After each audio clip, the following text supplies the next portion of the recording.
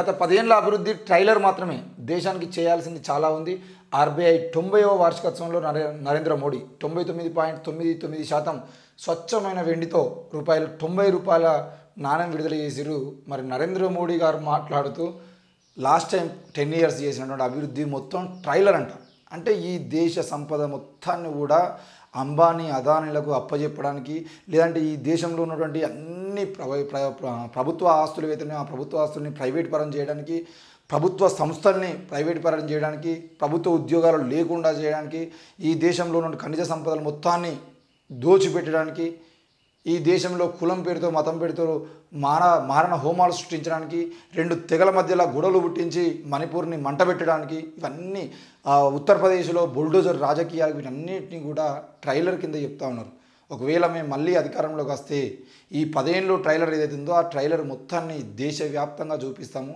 అప్పుడు అసలు దేశంలో ఏముంది ఏం లేదు అనే విషయం మీకు అర్థమవుతుంది అని చెప్పేసి క్లియర్గా నరేంద్ర మోడీ చెప్తా ఉన్నాడు. ఈరోజు కరోనా టైంలో ప్రతి సెకండ్కి 90 కోట్ల రూపాయల ఆదాయం ఏ విధంగా పెరిగింది అంబానీ అదానీలకు అనే విషయాన్ని ఈరోజు ఒక్కసారి మాట్లాడాడు. కరోనా టైంలో దేశం మొత్తం, ప్రపంచం మొత్తం సర్వనాశనమైంది అని చెప్పేసి బాధపడుతూ ఉంటే, అందరి ఆస్తులు తగ్గుతూ ఉంటే, అందరి బిజినెస్లు పడిపోతూ ఉంటే, ఈ దేశంలో మాత్రం ఎట్లా పెరిగింది ఆస్తులు, ఒక వ్యక్తికి సంబంధించిన ఆస్తులు ఎట్లా పెరిగినాయి? మరి ఇది ట్రైలరేనా అని అడుగుతున్నాం. నల్లధనం వెనక్కి తీసుకొస్తా అన్నావు, నల్లధనం లేదు, నల్ల చట్టాలను తీసిపడేస్తా అన్నావు, వాటికి సంబంధించిన విషయం లేదు. రైతులు ఆత్మహత్యలు చేసుకున్న పట్టించుకోవడం లేదు. విద్యార్థులకు సరైన విద్యా వస్తువులు లేవు. దేశవ్యాప్తంగా ప్రైవేట్ విద్యను మీరు బయటికి తీసుకొస్తా ఉన్నారు. ప్రభుత్వ విద్యా వ్యవస్థ మొత్తాన్ని భ్రష్టు పట్టిస్తూ ఉన్నారు. శాస్త్రీయంగా చదువుకునే ఆలోచన లేకుండా చేస్తూ ఉన్నారు. ఈరోజు మొత్తం సైంటిఫిక్ ఎడ్యుకేషనే లేకుండా మూఢనమ్మకాలతో పెంచి పోషించేటువంటి విద్యా వ్యవస్థను మీరు తీసుకొచ్చి పెట్టారు. ఇవన్నీ కూడా ట్రైలర్ మాత్రమే. మరి ఏది ఎప్పుడు మీరు నిజంగా పాలన చూపిస్తారు అని అంటే, ఈ దేశంలో మళ్ళీ అధికారంలోకి వస్తే మనధర్మశాస్త్రాన్ని తీసుకొచ్చి ముందు పెట్టి ఈ దేశంలో అభివృద్ధి అంటే ఇది అని చెప్పేసి ఎవరిని కులం వాడు అదే పని చేసుకోవాలి, ఏ కులం వాడు అదే పని చేసుకోవాలి. చదువుకునే అర్హత అందరికీ ఉండదు.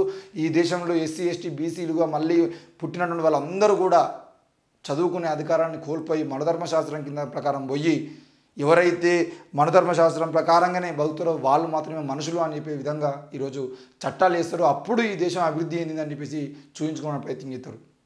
దేశము ప్రపంచం తలదించుకునేటువంటి పరిస్థితి పోతూ ఉంది. ఒక్కొక్క దేశం అభివృద్ధి చెందడం కోసం ప్రయత్నం చేస్తూ ఉంటే, మన దేశం మాత్రం రోజు రోజుకు చదువు పెరుగుతూ ఉన్న కూడా రోజు రోజుకు వెనక్కి పోతుంది తప్ప ముందుకు పోవట్లేదు. శాస్త్రీయమైన ఆలోచన లేకుండా చిన్నప్పటి నుండే మెదడులో వాళ్ళకు మూఢనమ్మకాలు పెంచి పోషిస్తూ ఉన్నారు. మరి కరోనా సమయంలో వేల కోట్ల రూపాయలు పిఎం కేర్స్ అని ఫండ్స్ కూడా వసూలు చేసి వీళ్ళు. మరి ఆ ఫండ్స్ అంతా వాటి లెక్కలేవి. దాని గురించి ఇప్పటి వరకు ఈ దేశంలో ఒక్కసారి కూడా చర్చ జరగలేదు.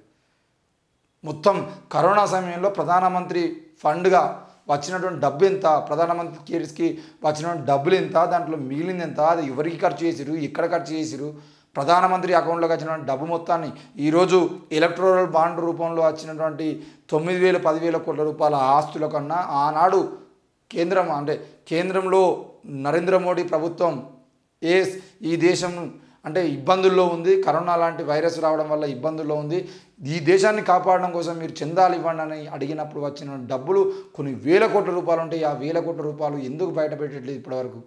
దాని మీద చర్చ జరగాలి కదా. వ్యాక్సిన్ పేరుతోని ఈరోజు ఆ వ్యాక్సిన్ కోవిషీల్డ్ కంపెనీ అవుతుందో, ఆ కోవిషీల్డ్ అనే కంపెనీ ఒక్క కంపెనీ 50 కోట్ల నుండి 90 కోట్ల రూపాయల ఎలక్టోరల్ బాండ్స్ని కొనుక్కున్నది. మరి అన్ని కోట్ల రూపాయలు మీకు ఇచ్చినందుకేనా మీరు కోవిషీల్డ్కి అంత తొందరగా దాన్ని ప్రతి ఒక్కరికి వేయాల్సిందని చెప్పేసి రూల్స్ పెట్టి మరి వేయించారు? ఇవన్నీ మాట్లాడుకుంటే ఇవన్నీ కూడా ట్రైలర్ కిందకే వస్తాయి. మరి రానున్న రోజున మేము అధికారంలోకి వచ్చేది ఉంటే ఈడీలు మొత్తం ఏది సిబిఐ ఈడీ కానీ అన్నిటిని మీద పెట్టి ప్రతి ఒక్కరి మీద కేసులు పెట్టి ఈ దేశంలో ఉన్నటువంటి ప్రతిపక్ష నాయకులు లేకుండా ప్రతిపక్ష నాయకులు అందరినీ జైళ్ళకు పంపించి మేము మాత్రమే పాలన కొనసాగిస్తాం, ఎవడు ప్రశ్నిస్తే వాడిని చంపేస్తాం, ఎవడు ప్రశ్నిస్తే వాడిని జైలు పంపిస్తాం అనే విధంగా ఉండే పాలననే బీజేపీ పాలన. మరి అది 10 ఏళ్ల పాటు సాగిస్తేనే ఈ దేశంలో ఉన్నటువంటి మేధావులు, ఈ దేశంలో ఉన్నటువంటి ప్రతిపక్ష నాయకులు, ఈ దేశంలో ఉన్నటువంటి ప్రజాస్వామికవాదులు వీళ్ళందరూ కూడా మిమ్మల్ని వ్యతిరేకిస్తూ ఉన్నారు. మీరు మళ్ళీ అదే పాలన కొనసాగిస్తే రానున్న రోజుల్లో బీజేపీ నాయకులను గ్రామాల్లోకి రాకుండా అడ్డుకునే ప్రయత్నాలు కూడా జరుగుతాయి. ఎంత రాజరిక పాలన చేయాలనుకున్నా కూడా పెద్ద పెద్ద రాజులే ఈరోజు ప్రపంచవ్యాప్తంగా ఎంతోమంది రాజులనే ఓడించిన ఘనత ఉన్నది మరి హిట్లర్ లాంటి వాళ్ళకే వాళ్ళ తలపోరు వంచినటువంటి ఈ ప్రపంచంలో ఉన్నటువంటి నాయకులు కానీ మిగతా వాళ్ళు కానీ నరేంద్ర మోడీని తల వంచేటువంటి ప్రయత్నం చేయకుండా ఉండరు. తప్పకుండా బీజేపీకి రానున్న రోజుల్లో బుద్ధి చెప్పే అవకాశాలు ఉంటాయి.